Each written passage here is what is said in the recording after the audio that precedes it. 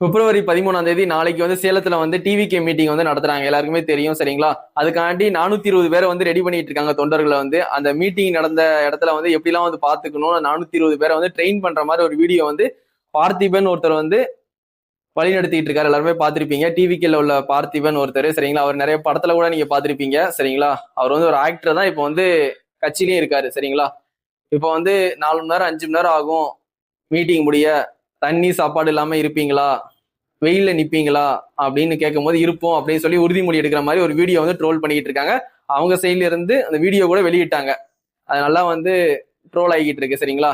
அப்படி பார்க்கும்போது டிஎம்கே மீட்டிங்லாம் வந்து சாப்பாடு தண்ணி இல்லாமலாம் யாருமே நிக்கல.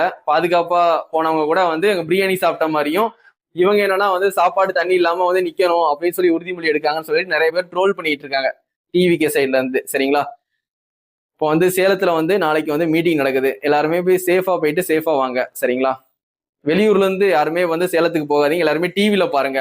அந்த ஊர் மக்கள் போய் பாத்துக்கிட்டோம் சரிங்களா, சேலத்துல போய் பாத்துக்கிட்டோம் சரிங்களா. ஆனா வந்து நாளைக்கு வந்து மீட்டிங் நடக்குது, எல்லாருமே போயிட்டு சேஃபா வாங்க. டிவில கண்டிப்பா டெலிகாஸ்ட் பண்ணுவாங்க. அண்ணனோட ஸ்பீச் வந்து ஒரு 10 நிமிஷம் 15 நிமிஷம் தான் இருக்கும்.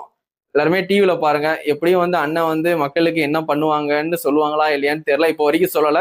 எப்பவுமே வந்து மற்ற கட்சிக்காரங்களை வந்து இவங்க வந்து ஊழல் கட்சி, இவங்க வந்து தீய சக்தி அப்படின்னா வந்து பேசிட்டு போயிருக்காங்க.